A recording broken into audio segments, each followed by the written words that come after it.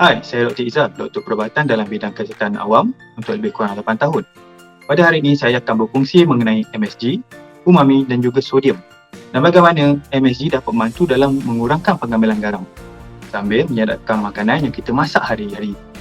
MSG atau dikenali sebagai monosodium glutamate merupakan penambah perisa yang terdiri daripada 12% sodium, 78% glutamate dan selebihnya air. Manakala garam mempunyai dua komponen utama iaitu 39% sodium dan 61% klorida.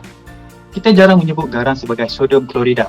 Sebab itu kita tak tahu bahawa jumlah sodium dalam garam lebih tinggi daripada jumlah sodium di dalam MSG. Sodium adalah mineral dan nutrisi yang diperlukan oleh badan dalam kuantiti sederhana. Tetapi jika sodium berlebihan dalam badan, ia boleh menyebabkan penyakit seperti darah tinggi yang membawa kepada strok, sakit jantung dan pelbagai penyakit lain. Glutamate pula merupakan salah satu daripada 20 amino asid yang membentuk protein. Ramai sudah tahu mengenai 4 rasa asas iaitu masam, manis, masin dan pahit. Tetapi ada juga rasa asas kelima iaitu umami.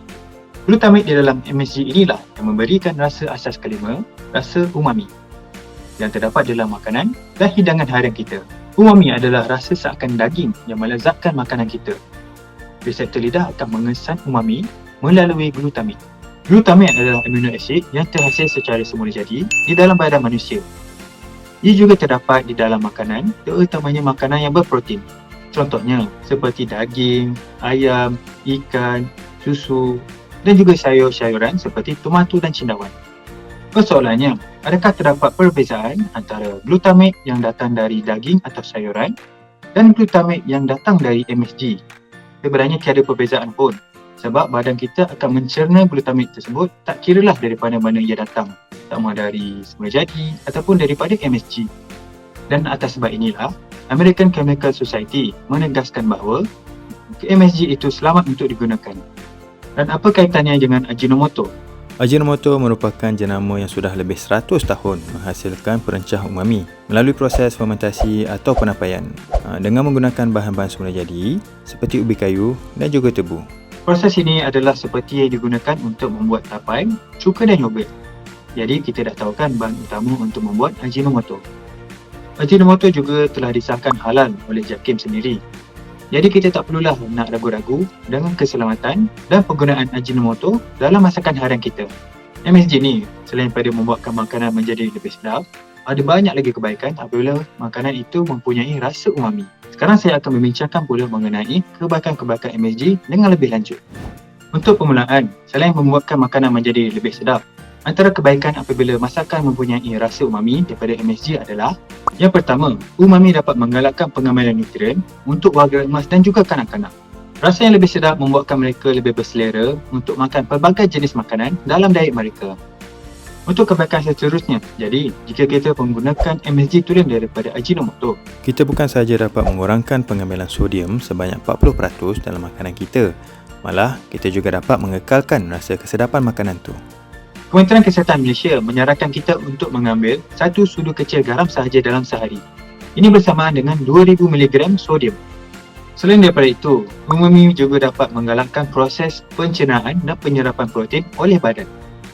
Dalam perut atau usus kita, terdapat reseptor-reseptor glutamate atau umami yang akan berkomunikasi dengan otak untuk menggalakkan pencernaan dan penyerapan protein oleh badan kita.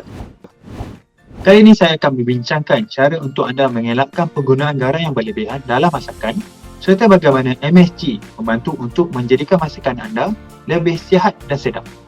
Tapi apakah cara yang betul untuk menggunakan kedua-dua garam dan MSG dalam masakan supaya pengambilan sodium dalam makanan dapat dikurangkan dan diet lebih seimbang? Untuk mengurangkan jumlah pengambilan sodium sehingga 35% dalam masakan, formula yang tepat digunakan adalah hanya dengan menggunakan 50% daripada kuantiti garam yang biasa digunakan. Dan tambahkan Ajinomoto sebanyak kira-kira 50% kuantiti garam daripada kebiasaan. Contohnya, jika anda biasa menggunakan 1 sudu kecil garam untuk membuat sup, kini anda hanya perlu separuh sudu kecil garam ditambah dengan separuh sudu kecil Ajinomoto. Ini dapat mengurangkan pengambilan sodium sebanyak sehingga 35%. Senang kan? Betulkah bila kita menggunakan lebih banyak MSG, masakan menjadi lebih sedap? Untuk pengetahuan anda, MSG adalah perisa yang bersifat self-limiting. Apabila jumlah yang betul telah digunakan dalam masakan, MSG yang berlebihan hanya akan menyumbang sedikit atau tidak langsung kepada rasa makanan. Malah, menambah terlalu banyak MSG dapat menyebabkan penurunan dalam rasa sedap makanan itu dan ia juga membazir.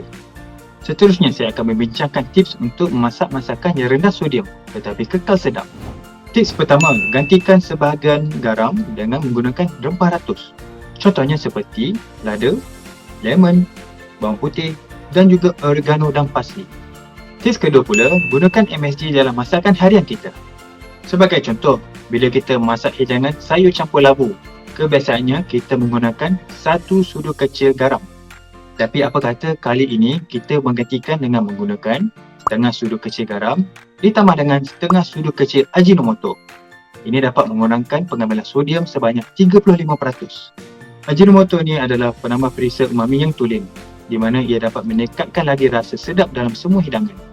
Jadi, penggunaan garam atau perencah lain dapat dikurangkan. Tips ketiga pula, tambah atau gunakan bahan yang tinggi umami dalam masakan.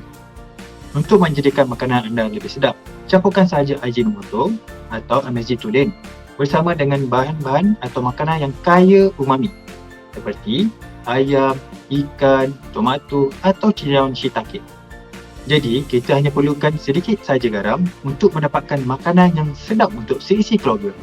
Untuk mendapatkan lagi resepi rendah sodium, anda boleh melayari laman web Ajinomoto. Di sini anda boleh jumpa pelbagai jenis resepi daripada makan bersup, kari, ayam dan macam-macam lagi. Okey, di sini kita tengok resepi sayur potola bersama telur hancur. Kita ada bahan-bahan, cara masakan untuk satu hidangan dan yang paling penting, nilai nutrisi makanan tersebut. Kita dinasihati untuk memasukkan dahulu MSG dalam masakan supaya dapat meningkatkan rasa umami atau kelazatan masakan tersebut. Tekannya perlu, barulah kita masukkan sedikit garam ataupun perencah lain.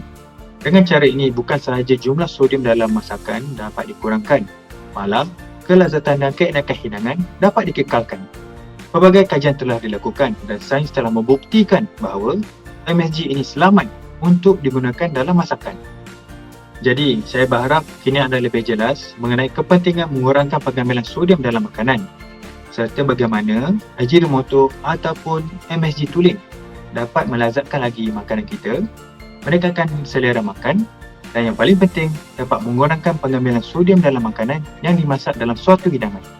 Alright, itu sahaja perkongsian pada hari ini. Terima kasih kepada yang sudi menonton dan saya berharap agar semua mendapat manfaat bersama. Bye!